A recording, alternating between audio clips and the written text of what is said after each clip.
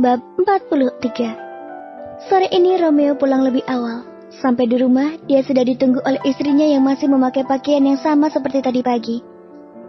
Cassandra terlihat duduk di ruang tamu sambil memainkan ponselnya. Bukan melihat sosial media, tapi melihat harga saham di akhir bulan ini. Sepertinya wanita itu memang tidak bisa jika tidak bekerja walaupun hanya duduk di rumah. Padahal Romeo sudah mengingatkan jika Cassandra hanya boleh berdiam diri dan membebaskan pikirannya dari beban pekerjaan. Sayang, kenapa belum mandi?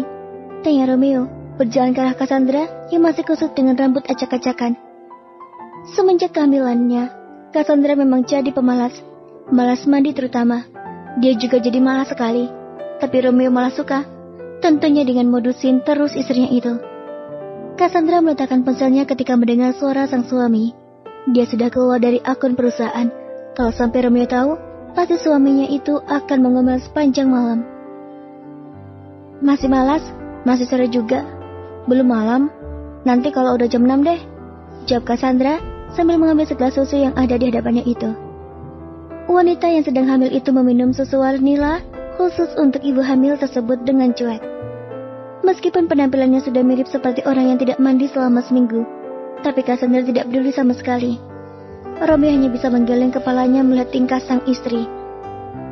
Setelah Cassandra menghabisi susu hamilnya, Romeo langsung mengangkat tubuh Cassandra yang sudah semakin berisi itu.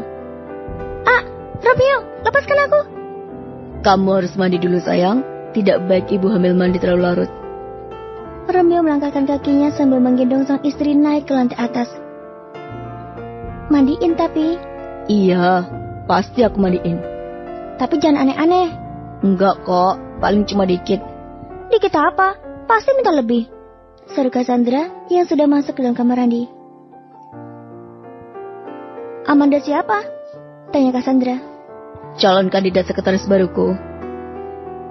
Romeo melepas baju sang istri. Pria itu ingat tadi saat dia berada di lobi kantor. Tiba-tiba ada seseorang wanita yang memanggilnya dan ternyata wanita itu adalah Amanda. Wanita yang melamar menjadi sekretarisnya tadi.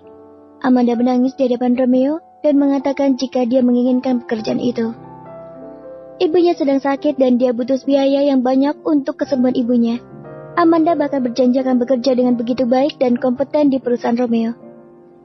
Apa dia cantik dan muda? Tanya Cassandra. Cantik, tapi dia tidak secantik dirimu, jawab Romeo, membuat cibir Cassandra manyun. Awas kalau macam-macam.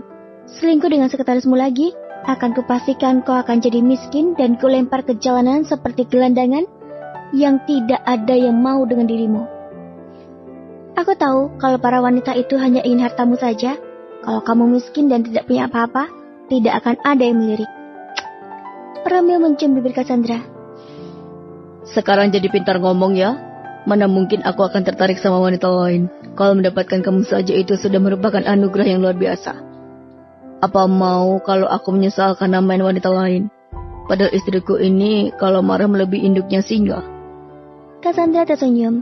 Kini tubuhnya sudah polos tanpa selai benang pun setelah suaminya melucuti pakaian yang melekat di tubuhnya. Romeo kemudian membopong Cassandra dan memasukkan ke dalam bathtub setelah terisi penuh air hangat. Awas saja ya, jangan aneh-aneh kalau punya sekretaris baru yang lebih muda dan cantik. Ini adalah peringatan. Cassandra menahan tubuh sang suami dengan tenangan. Kenapa kamu masih meragukanku sayang? Tenang saja, aku kan udah punya yang lebih dari segalanya. Kenapa harus melirik yang belum tentu benar? Percaya sama aku. Atau kamu bisa pantau aku dari rumah lewat CCTV, Romeo meyakinkan istrinya. Cassandra menatap mata Romeo dan tersenyum. Sebenarnya dia hanya merasa trauma jika Romeo berdekatan dengan wanita cantik di luar sana. Apalagi sekretaris-sekretarisnya adalah wanita cantik. Baiklah, aku percaya, jawab Cassandra, berusaha mempercayakan suaminya kali ini. Terima kasih, bisik Romeo yang kemudian mendudukkan Cassandra di atasnya, mencium Cassandra dengan sangat lembut. Aku sangat mencintaimu. Jangan pernah meragukan aku. Tubuh ini benar-benar bikin aku gila sayang. Mana mungkin aku tertarik dengan yang lain. Romeo langsung menempatkan miliknya di bawah tubuh sang istri, memasukkannya perlahan agar Cassandra tidak kesakitan. Romeo menggerakkan dari bawah sambil mencium leher sang istri. Cassandra hanya bisa memejamkan mata menikmati setiap bujaman dari milik Romeo yang selalu memabukkan.